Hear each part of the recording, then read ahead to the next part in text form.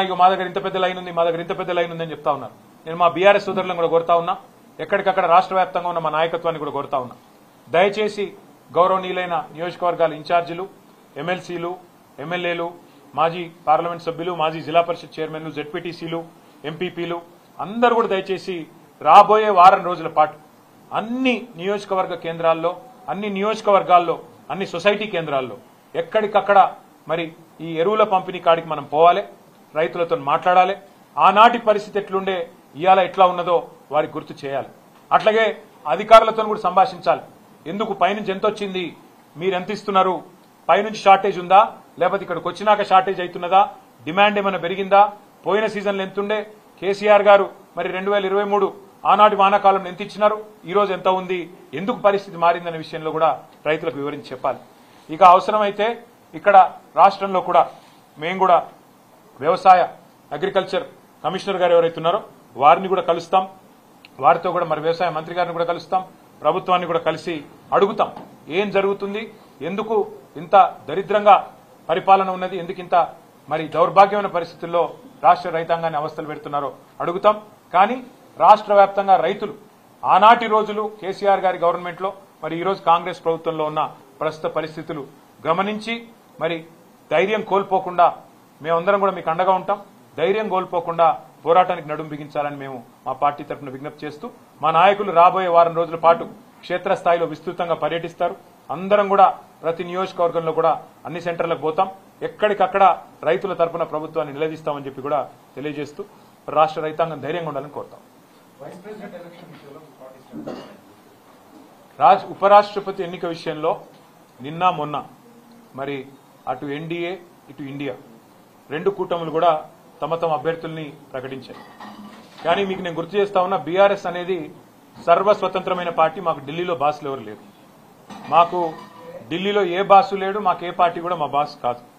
మాకు ఎవరైనా బాసులు ఉన్నారు అంటే తెలంగాణ ప్రజలే మా బాసులు తప్ప మాకెవరు ఢిల్లీలో పెద్దలు మాకు ఆజ్ఞాపించే వాళ్ళు, మమ్మల్ని ఆదేశించే వాళ్ళు ఎవరు లేరు. మేము మా పార్టీకి ఇంతవరకు ఎవరు కూడా సంప్రదించలేదు. ఈ అభ్యర్థి కానీ ఆ అభ్యర్థి కానీ, ఈ కూటమి కానీ ఆ కూటమి కానీ ఎవరు కూడా మమ్మల్ని సంప్రదించలేదు, మమ్మల్ని అడగలేదు. మేము కూడా ఒక పార్టీగా కేవలం మీడియాలో చూసిందే తప్ప ఉపరాష్ట్రపతి ఎన్నిక జరుగుతుందని మాకు ఇంతవరకు ఎవరు కూడా సంప్రదించింది లేదు, ఎవరు కూడా అడిగింది లేదు.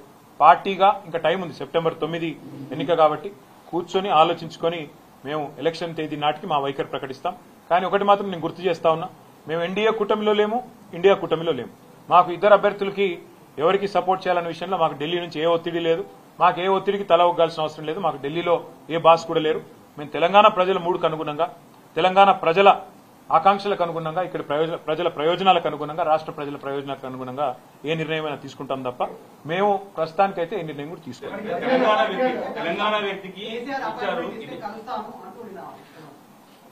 ఎవరు మళ్ళీ చెప్తా ఉన్నా, ఆయన రేవంత్ రెడ్డి గారు పెట్టిన అభ్యర్థి అయితే ఖచ్చితంగా మేము వ్యతిరేకిస్తాం. ఎందుకంటే కాంగ్రెస్ అనే ఒక చిల్లర పార్టీ, కాంగ్రెస్ అనే ఒక థర్డ్ క్లాస్ పార్టీ ఇవాళ రాష్ట్రంలో ప్రజలని ఎంత అరిగోసబుచ్చుకుంటున్నదో రాష్ట్ర ప్రజలందరికీ తెలుసు.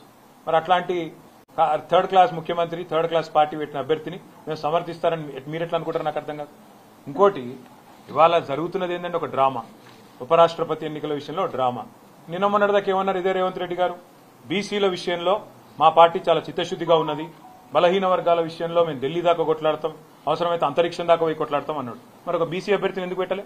అంత ప్రేమ ఉంటే తెలంగాణ నుంచి ఒక బీసీ అభ్యర్థి దొరకలేదు, కంచయ్య గారిని పెట్టేది ఉండే. తెలంగాణ నుంచి ఒక బీసీ అభ్యర్థిని పెట్టి ఇగో ఇది మా చిత్తశుద్ధి అని చెప్పుకునేది ఉండే. అంటే బీసీల మీద ప్రేమ మాత్రం నోట్లోనే ఉంటుంది, మళ్ళీ ఎన్నికలు నిలబెట్టే టైంకి వచ్చే వరకు మాత్రం బీసీలు కనబడరు మీకు. అట్లాంటి మీ మాటలు మేము నమ్మాలి, మీ మాటలు నమ్మి మళ్ళీ మీ వెనక నిలబడాలి. నేను అడుగుతానమ్మా, మీరేమైనా మెహర్బాన్ చేస్తుండ్రా? మాకు మేము సర్వస్వతంత్రమైన పార్టీ, మేము డెఫినెట్ గా ఎన్డీఏలో లేము, ఇండియాలో లేము. మేము మా మోడీ మా బాస్ కాదు, రాహుల్ గాంధీ మా బాస్ కాదు, తెలంగాణ ప్రజలు మా బాసులు. వాళ్ళ ఆలోచనకు అనుగుణంగా, వాళ్ళ అభిప్రాయానికి అనుగుణంగా మా నిర్ణయం ఉంటుంది. ఇక్కడ ఒకటి మాత్రం వాస్తవం, రెండు పార్టీలు దొందు దొండేనండి. కాంగ్రెస్ బీజేపీ రెండు కూడా దొందు దొందే. తెలంగాణను ఇద్దరు కూడా ముంచినోళ్లే. 11 ఏళ్లు బీజేపీ ఏం చేయలే, 2 సంవత్సరాలకు 20 నెలలుగా కాంగ్రెస్ ఏమీ చేయలే, ఇచ్చిన ఒక్క మాట నిలబెట్టుకోలే.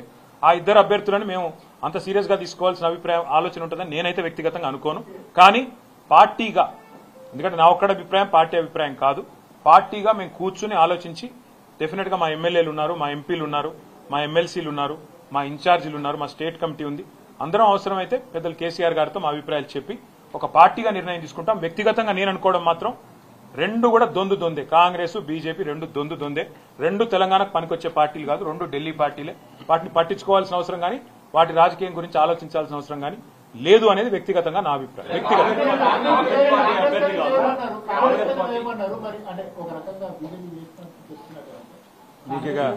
మీతో ప్రాబ్లం ఏంటంటే ఇప్పుడే నేను చెప్పిన 11 ఏళ్లుగా బీజేపీ అనే పార్టీ తెలంగాణకు చేసింది గుండు సున్నా, స్పష్టంగా చెప్తున్నాం. ఇప్పుడు 20 నెలలుగా కాంగ్రెస్ పార్టీ తెలంగాణ ప్రజలకు కొట్టింది గుండు, ఇచ్చింది గుండు సున్నా. ఇది వాస్తవం. ఇవాళ యూరియా షార్టేజ్ ఉన్నది. ఎవరు బాధ్యులండి? కాంగ్రెస్ బీజేపీ కాదా? కేంద్రంలో ఉన్న బీజేపీ, రాష్ట్రంలో ఉన్న కాంగ్రెస్. మరి రెండు దౌర్భాగ్య పార్టీల వల్ల తెలంగాణలో 70 లక్షల మంది రైతులు వానల్లో తడుస్తూ ఎరువుల కోసం ఎండుతుంటే వీళ్ళకి మాత్రం ఎలక్షన్ రాజకీయాలు కావాలి. ఎలక్షన్ కావాలి, కలెక్షన్ కావాలి, ప్రైవేట్ మార్కెటింగ్ చేయాలి, బ్లాక్ మార్కెటింగ్ చేయాలి. ఇదే దందా. అందుకే అంటున్నారు రెండు దొందే. నా వ్యక్తిగతమైన అభిప్రాయం ఒక వ్యక్తిగా రెండు పార్టీలు కూడా మనకు తెలంగాణకు చేసిందేమీ లేదు, పట్టించుకోవాల్సిన అవసరం లేదని నా వ్యక్తిగత అభిప్రాయం. పార్టీగా మేము ఎన్నిక డేట్ దగ్గరకు వచ్చినాడు నిర్ణయం తీసుకుంటాము, అప్పుడు మాట్లాడతాం అని రేవంత్ రెడ్డి గారు చెప్తున్నాడంటే నువ్వు అర్థం చేసుకోవచ్చు. రేవంత్ రెడ్డి గారి మాటను కూడా మీరు నమ్మితే నేనేం చేయలేదు. అంటే ఇప్పుడు నేను ఒక మాట అడుగుతాను మిమ్మల్ని, మీరు అర్థం చేసుకోండి. రెండు పార్టీలు కలిసి ఒక స్టేట్మెంట్ ఇవ్వమనండి. సెప్టెంబర్ 9 లోపల రాష్ట్రానికి సరిపడా, ఇవాళ మాటిస్తున్నాను, రాష్ట్రానికి సరిపడా యూరియా, ఓకే, 2 లక్షల మెట్రిక్ టన్నుల యూరియా ఇంకా అవసరం మనకి.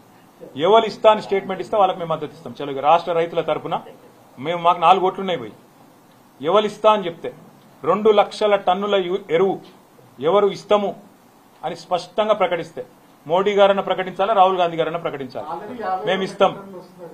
ఏడొచ్చింది మీకు 6 గ్యారెంటీలు వచ్చినట్టే ఉన్నది. కానీ మీరు నమ్మితే మీ కర్మ, అది నేను చేయలేను.